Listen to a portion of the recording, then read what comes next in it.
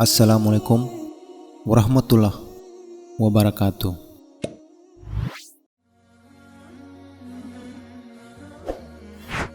Marilah senantiasa berlindung kepada Allah Subhanahu wa Ta'ala dari setan, agar kita tidak mendengarkan khutbahnya iblis kelak di hari kiamat.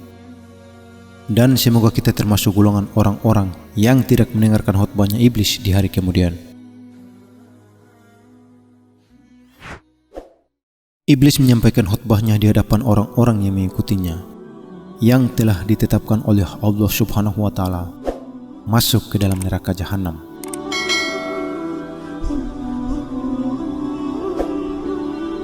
Ketika mereka digiring menuju neraka jahanam, Allah Subhanahu wa Ta'ala berfirman, orang-orang kafir dibawa ke neraka jahanam berombong-rombongan, sehingga apabila mereka sampai di neraka itu, dibukakanlah pintu-pintunya dan berkatalah kepada mereka penjaga-penjaganya, apakah belum pernah datang kepadamu rasul-rasul di antaramu yang membacakan kepadamu ayat-ayat Tuhanmu dan memperingatkan kepadamu akan pertemuan dengan hari ini? Mereka menjawab, benar, telah datang, tetapi telah pasti berlaku ketetapan ajab terhadap orang-orang yang kafir. Al-Quran Surah Ad-Zumar ayat 71. Ketika neraka jahanam sudah melihat orang-orang yang akan dimasukkan ke dalamnya dari kejauhan, maka neraka kemudian semakin bergejolak dan membara, tidak sabar menanti kedatangan mereka. Allah Subhanahu wa Ta'ala berfirman, apabila neraka itu melihat mereka dari tempat yang jauh, maka mereka mendengar kegeramannya dan suara nyalanya. Al-Quran Surat Al-Furqan ayat 12. Pada hari kiamat, iblis akan menyampaikan khutbahnya di hadapan penghuni neraka, sebuah khutbah yang menyentuh hati, yang akan membuat mereka semakin bersedih dan sangat menyesal karena mereka mengikuti perintah iblis yang ternyata menyesatkan.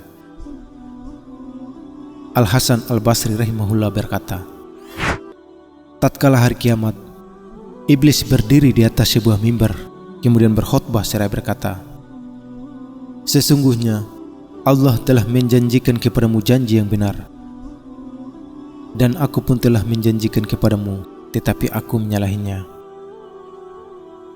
Dan juga Al-Hafiz Ibnu Katsir rahimahullah berkata, Allah mengabarkan tentang khutbah yang disampaikan oleh iblis kepada para pengikutnya, yaitu setelah Allah memutuskan menghisab para hambanya, kemudian Allah memasukkan kaum mukminin ke surga, dan Allah menempatkan orang-orang kafir ke dalam neraka jahanam. Maka iblis tatkala itu berdiri dan berkhutbah kepada para pengikutnya agar semakin menambah kesedihan mereka, kerugian di atas kerugian, serta penyesalan di atas penyesalan. Khutbah iblis di hari kiamat kelak bisa menjadi renungan bersama agar tidak menjadi orang-orang yang merugi di akhirat.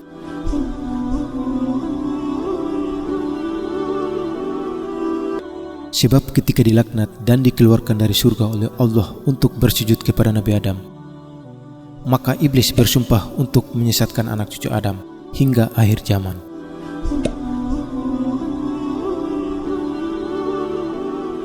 Iblis juga memohon kepada Allah agar ditangguhkan ajalnya hingga hari kiamat, dan Allah mengabulkan doa iblis tersebut. Kisah tersebut diberikan dalam Al-Quran, yaitu berkatalah iblis, ya Tuhanku, kalau begitu, maka beri tangguhlah kepadaku sampai hari manusia dibangkitkan. Lalu Allah berfirman, kalau begitu, maka sesungguhnya kamu termasuk orang-orang yang diberi tangguh. Al-Quran Surat Al-Hir ayat 36 dan 37. Setelah itu, iblis lalu berusaha untuk terus menyesatkan manusia di jalan Allah hingga hari kiamat. Ketika hari kiamat tiba dan manusia telah dibangkitkan dan dihisab, maka iblis akan berkhutbah di hadapan para pengikutnya. Khutbah iblis di hari kiamat ini merupakan khutbah yang paling menyentuh, sekaligus bisa menjadi renungan bersama agar kita tidak ikut tersesat bersama iblis dan para pengikutnya. Allah telah menunjukkan sedikit rahasia, sebuah peristiwa di hari kiamat kelak ketika iblis berkhutbah di hadapan para pengikutnya. Peristiwa ini diungkapkan dan diterangkan oleh Allah di dalam Al-Quran, Allah berfirman, "Dan dimasukkanlah orang-orang yang beriman dan beramal soleh ke dalam surga yang mengalir di bawahnya sungai-sungai. Mereka kekal di dalamnya dengan seizin Tuhan mereka. Ucapan penghormatan mereka di dalam surga itu ialah salam." Al-Quran Surah Ibrahim ayat 23. Iblis kemudian berkhotbah kepada para pengikutnya tatkala mereka akan dimasukkan ke dalam neraka jahanam, dan telah melihat api yang menyala-nyala yang siap membakar mereka sebagaimana firman Allah Subhanahu wa taala. Dan berkatalah setan tatkala perkara hisab telah diselesaikan, "Sesungguhnya Allah telah menjanjikan kepadamu janji yang benar, dan aku pun telah menjanjikan kepadamu tetapi aku menyalahinya. Sekali-kali tidak ada kekuasaan bagiku terhadapmu, melainkan sekedar aku menyuruh kamu, lalu kamu mematuhi seruanku. Oleh sebab itu, janganlah kamu mencerca aku, akan tetapi cercalah dirimu sendiri. Aku sekali-kali tidak dapat menolongmu, dan kamu pun sekali-kali tidak dapat menolongku. Sesungguhnya aku tidak membenarkan perbuatanmu mempersekutukan aku dengan Allah sejak dahulu.